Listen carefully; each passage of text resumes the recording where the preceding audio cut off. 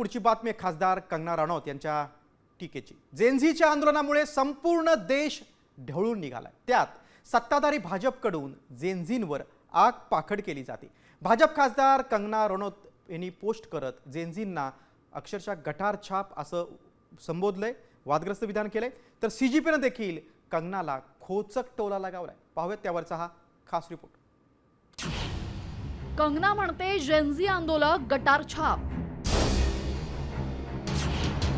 भाजप खासदार कंगना रनौत बरळली।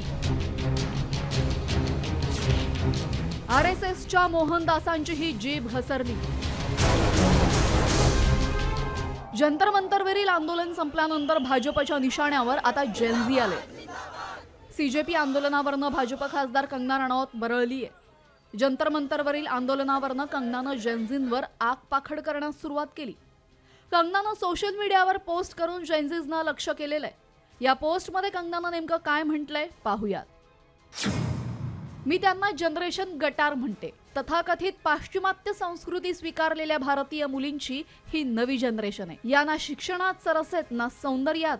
त्यांची मानसिकता इतकी विकृत असते की त्या चांगल्या गृहिणीही बनू शकत नाहीत। समाजाला देण्यासारखं त्यांच्याकडे काहीही मोलाचं नसतं, तरीही ड्रग्ज घेणं, दारू पिणं, अनेकांसोबत लैंगिक संबंध ठेवणं या गोष्टींमधील आपल्या स्वातंत्र्याचं त्या अभिमानानं प्रदर्शन करतात। आई बापाच्या कमाईवर जगत असतानाच त्या खऱ्या अर्थानं स्वावलंबी न होता केवळ स्वतंत्र आयुष्यासाठी धडपडत असतात। स्वतंत्र आयुष्य कमवावं लागतं।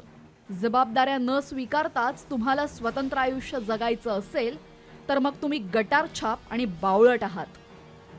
तर दुसरीकडे सीजेपी सह विरोधकांनीही कंगनाला चोख प्रत्युत्तर दिले। ये किस तरह के स्टूडेंट हैं और किस तरह की अश्लील बातें हैं, किस एंगल से ये लोग स्टूडेंट लगते हैं। उनकी बेटियां ऐसे इतनी गंदी गंदी भाषा में बात कर रही हैं।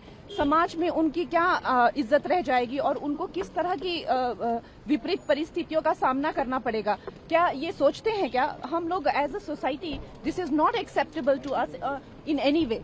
देखिए, कंगना रनौत जी को अब उनके पार्टी वाले ही ज़्यादा नहीं पूछते हैं, ज़्यादा सीरियसली नहीं लेते हैं उनको, तो हम लोग भी क्यों सीरियसली ले। मुझे नहीं लगता जेन जी में या जेन अल्फा में या कोई भी यंगर जनरेशन में उनको सीरियसली कोई लेता है या उनकी बात सुनता है। आपसे कई गुना ज़्यादा जेन जी ने इस देश के लिए किया है, कर रहे हैं।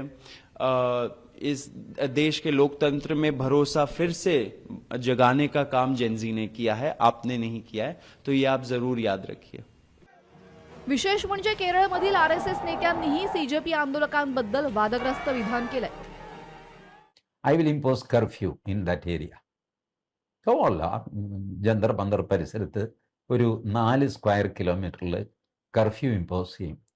ജനക്കൂട്ടത്തോട് പിരിഞ്ഞു പോകാൻ മൈക്കിൽ ആവശ്യപ്പെടും। 3 തവണ ആവശ്യപ്പെടും, പിന്നെ വെടിവെക്കും।